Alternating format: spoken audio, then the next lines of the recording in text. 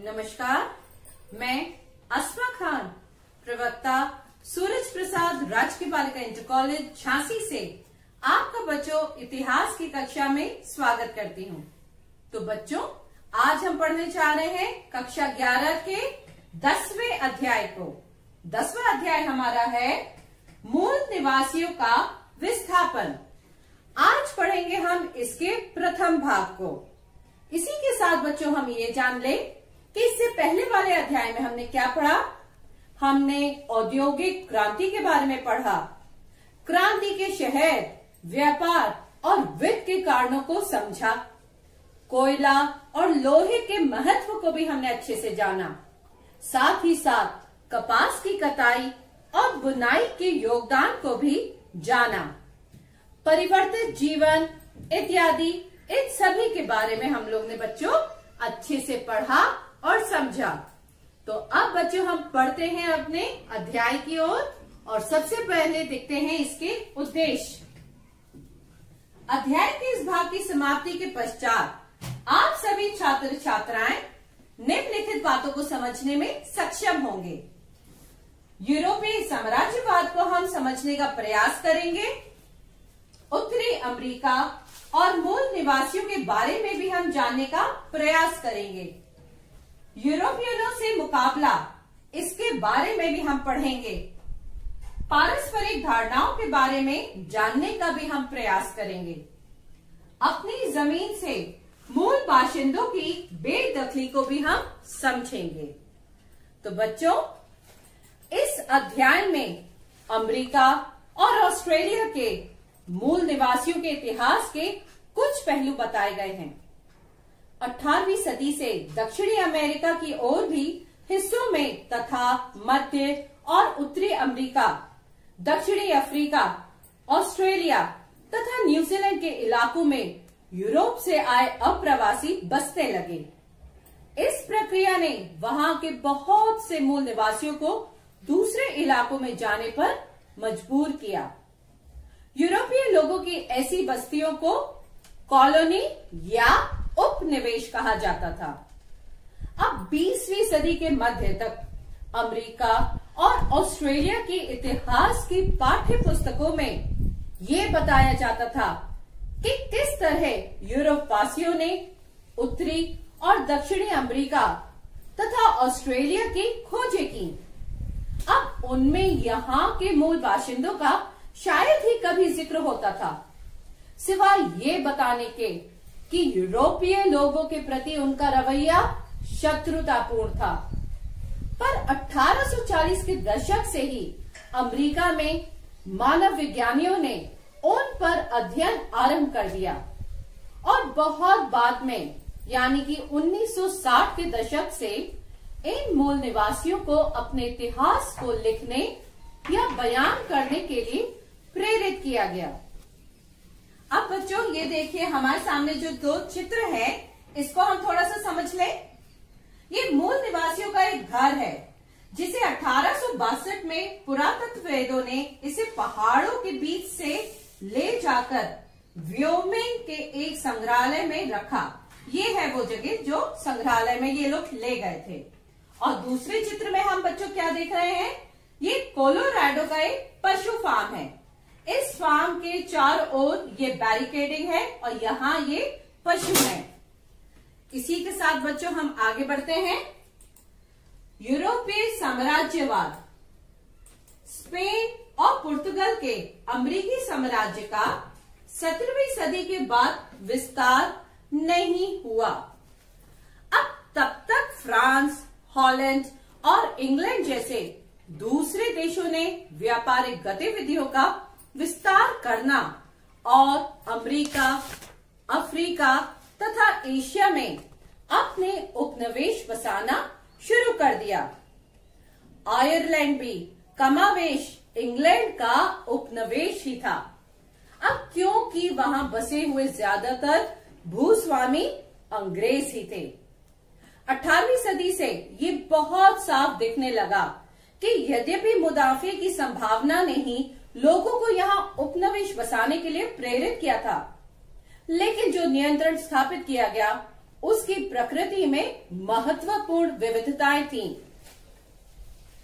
दक्षिण एशिया में व्यापारिक कंपनियों ने अपने को राजनीतिक सत्ता का रूप दिया, स्थानीय शासकों को हराया, अपने इलाकों का विस्तार किया, पुरानी सुविकसित प्रशासकीय व्यवस्था को जारी रखा, भूस्वामियों से कर वसूलते रहे। उन्होंने व्यापार को सुगम बनाने के लिए रेलवे का निर्माण किया, खदानें खुदवाई और बड़े बड़े बागान स्थापित किए। अब बच्चों 19वीं सदी के आखिरी दौर में ही अंदरूनी इलाकों में जाने का साहस कर सके वे, और इसके बाद कुछ यूरोपीय मुल्कों के बीच अपने उपनिवेशों के रूप में अफ्रीका का बंटवारा करने का समझौता भी हुआ। आगे देखें बच्चों, हम सेटलर यानी कि आबादकार शब्द का प्रयोग किया गया। अब कहां कहां और कैसे? दक्षिणी अफ्रीका में डचों के लिए, आयरलैंड, न्यूजीलैंड और ऑस्ट्रेलिया में ब्रिटिशों के लिए प्रयोग किया गया। इन उपनिवेशों की राज्य भाषा अंग्रेजी थी। इसी के साथ बच्चों ये एक मैप आप देख रहे हैं अपने सामने। इस मैप को हम जो शहर आएंगे इसको डिटेल में हम आगे थोड़ा थोड़ा देखेंगे। कुछ जगह जो है जैसे कि यह है कनाडा, मैक्सिको शहर, ये सारे इंडियाना शहर, इन सबको लेकर हम आगे बढ़ेंगे बच्चों। अब उत्तरी अमेरिका, ये हम देख रहे हैं बच्चों। उत्तरी अमेरिका का महाद्वीप उत्तर ध्रुवीय वृत्त से लेकर कर्क रेखा तक और प्रशांत महासागर से अटलांटिक महासागर तक फैला हुआ था। ये अभी हमने देखा। पश्चिम में सेरा नेवेडा पर्वत है, पूरब में ग्रेट विस्तृत मैदानी इलाके, ग्रेट विस्तृत झीलें, मिसिसिपी और ओहियो में अप्पालाचिया पर्वतों की घाटियां हैं। कनाडा का 40% इलाका जंगलों से ढका है। कई क्षेत्रों में तेल, गैस और खनिज संसाधन पाए जाते हैं, जिनके चलते संयुक्त राज्य अमेरिका और कनाडा में ढेरों बड़े उद्योग हैं। तो बच्चों अब देखते हैं हम अगली हेडिंग, मूल निवासी। बच्चों उत्तरी अमेरिका के सबसे पहले बाशिंदे 30,000 साल पहले बेरिंग स्ट्रेट्स के आर पार फैले भूमि सेतु के रास्ते एशिया से आए और 10,000 साल पहले आखिरी हिमयुग के दौरान वे दक्षिण की ओर तरफ बढ़ चले। अमेरिका में मिलने वाली सबसे पुरानी मानव कृति एक तीर की नोक 11,000 साल पुरानी है। तकरीबन 5,000 साल पहले जब जलवायु में ज्यादा स्थिरता आई तब आबादी बढ़नी शुरू हो गई। ये लोग नदी घाटी के साथ साथ बने गांव में समूह बनाकर रहते थे। वे मछली और मांस खाते थे और सब्जियां तथा मकई उगाते थे। वे अक्सर मांस की तलाश में लंबी यात्राओं पर जाया करते थे। मुख्य रूप से उन्हें बाइसन यानी कि जंगली भैंसों की तलाश रहती थी, जो घास के मैदानों में घूमते थे। उन्होंने बड़े पैमाने पर खेती करने की कोई कोशिश नहीं की और क्योंकि वह अपनी आवश्यकताओं से अधिक उत्पादन नहीं करते थे, इसलिए उन्होंने केंद्रीय तथा दक्षिणी अमेरिका की तरह राजशाही साम्राज्य का विकास नहीं किया। अब बच्चों इलाके को लेकर कबीलों के बीच झगड़े की कुछ मिसालें मिलती हैं, पर कुल मिलाकर जमीन पर नियंत्रण कोई मुद्दा नहीं था। वे जमीन पर अपनी मिल्कियत की कोई जरूरत महसूस किए बगैर उसे मिलने वाले भोजन और आश्रय से ही संतुष्ट थे। उनकी परंपरा की एक महत्वपूर्ण विशेषता थी औपचारिक संबंध और दोस्तियां कायम करना तथा उपहारों का आदान प्रदान करना।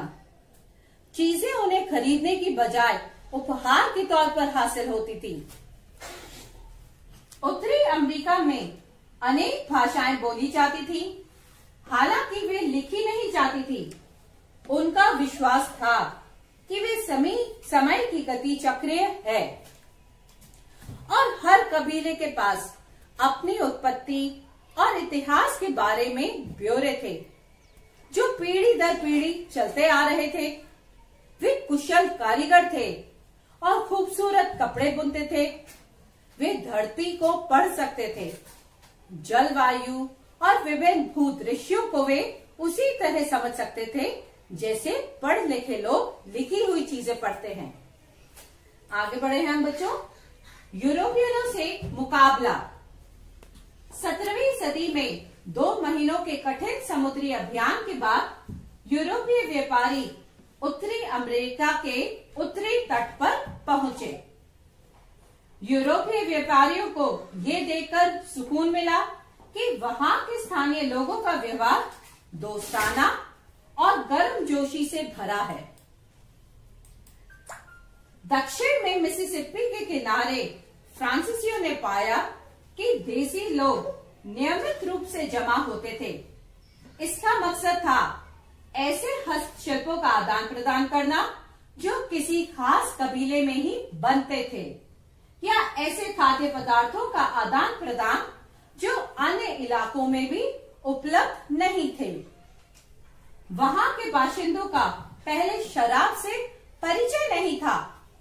वह जल्दी ही इसकी आदत के शिकार हो गए, जो कि यूरोपीय लोगों के लिए अच्छा साबित हुआ। क्यों? क्योंकि इसने उन्हें व्यापार के लिए अपनी शर्तें थोपने में सक्षम बनाया। तो आगे बच्चों अब हम देखें पारस्परिक धारणाएं।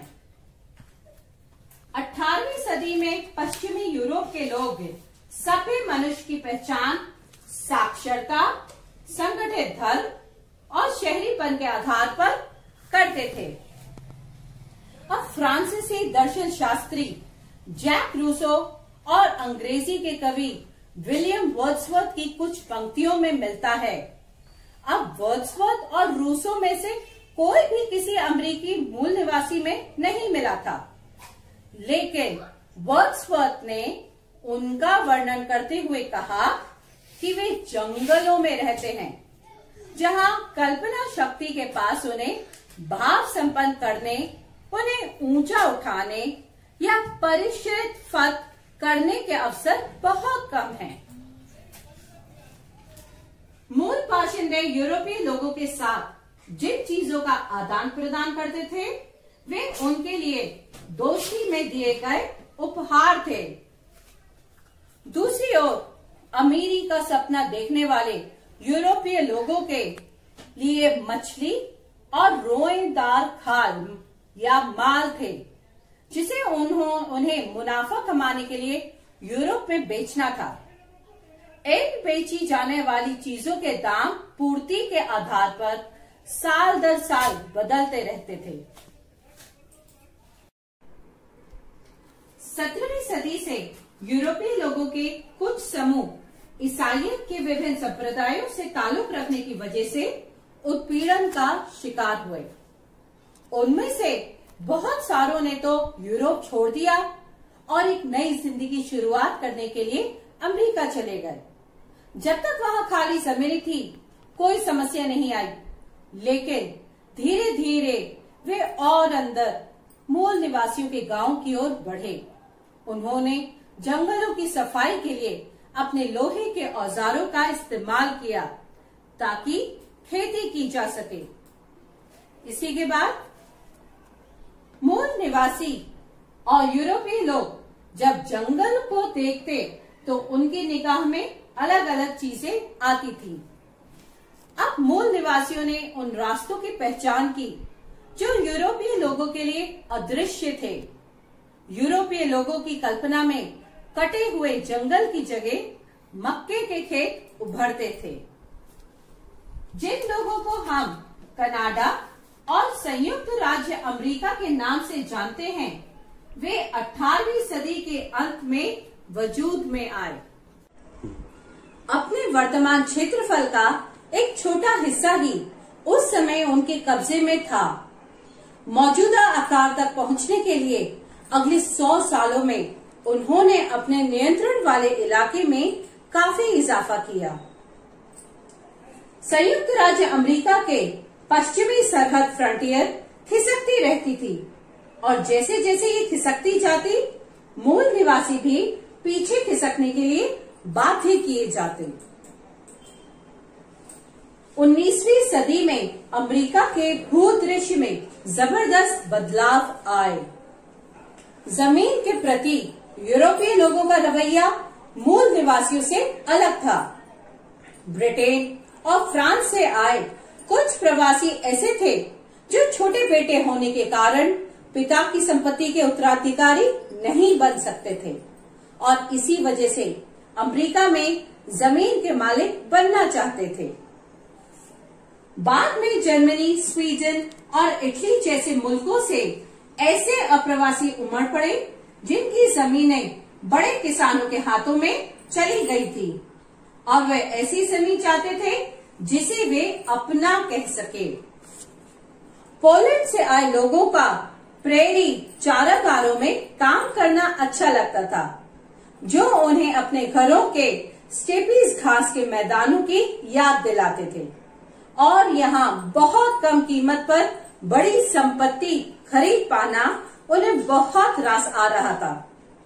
उन्होंने जमीन की सफाई की और खेती का विकास भी किया।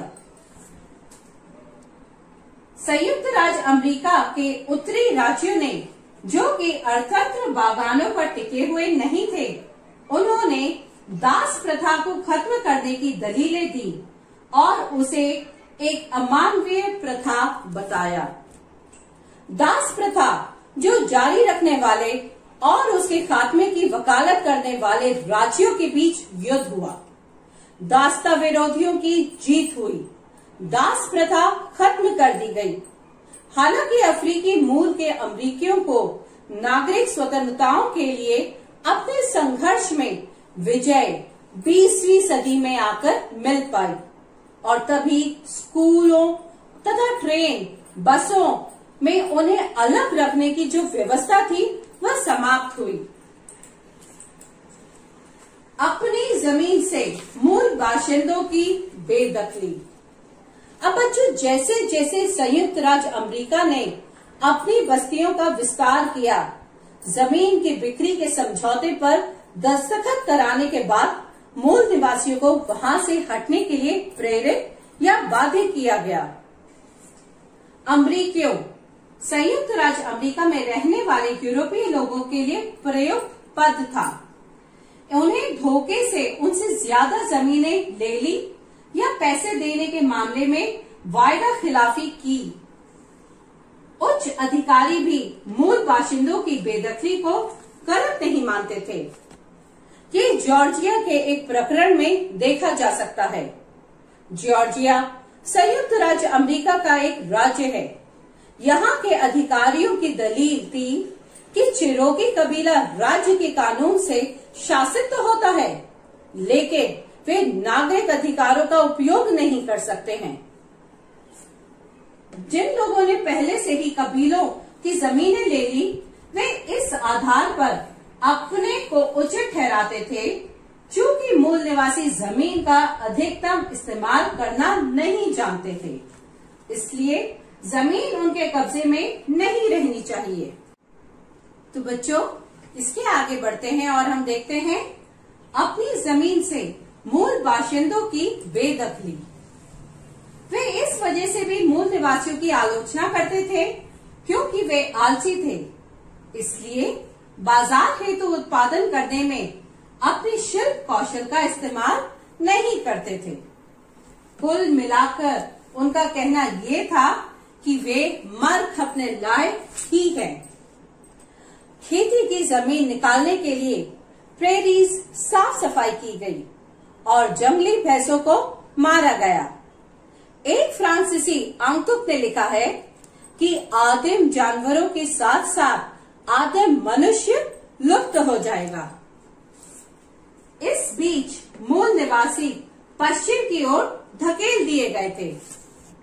उन्हें स्थायी तौर पर अपनी जमीन दे दी गई थी, लेकिन अक्सर उन्हें उस जगह से भी बेदखल होना पड़ता जब उनकी जमीन के अंदर सीसा, सोना या तेल जैसे खनिज के होने का पता चलता।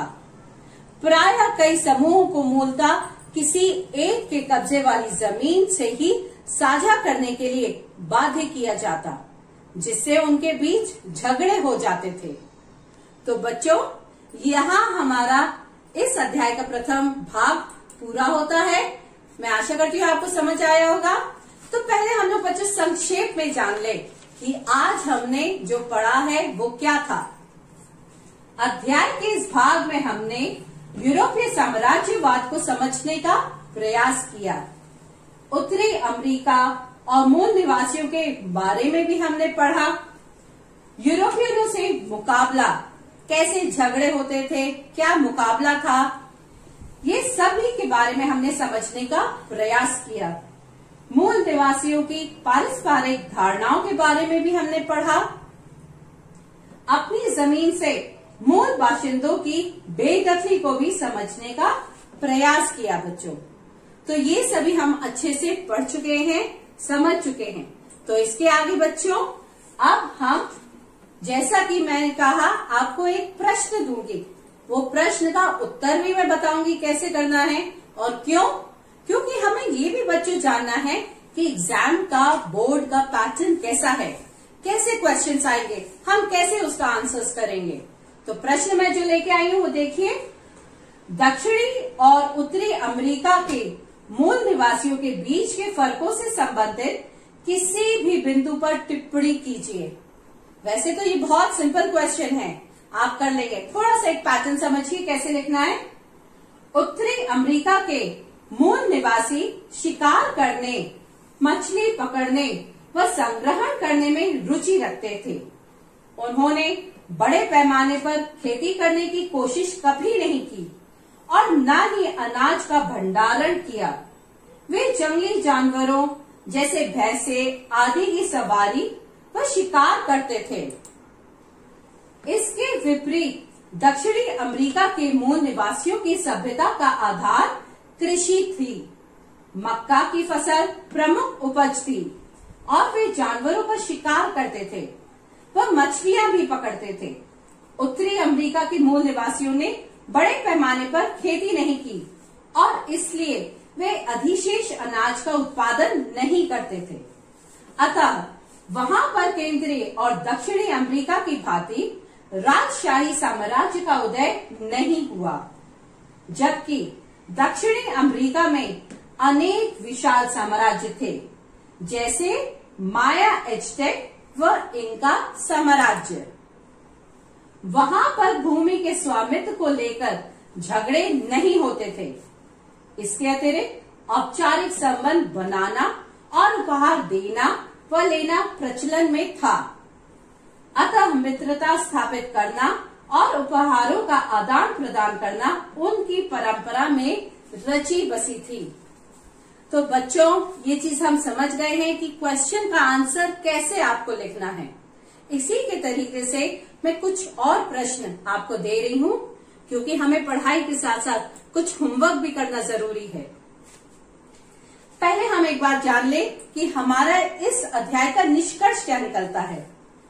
अध्याय के इस भाग से ये निष्कर्ष निकलता है कि किस तरह 18वीं सदी से दक्षिणी अमेरिका के और भी हिस्सों में तथा मध्य उत्तरी अमेरिका, दक्षिण अफ्रीका, ऑस्ट्रेलिया तथा न्यूजीलैंड के इलाकों में यूरोप से आए अप्रवासी बसने लगे। इस प्रक्रिया ने वहां के बहुत से मूल निवासियों को दूसरे इलाकों में जाने पर मजबूर किया।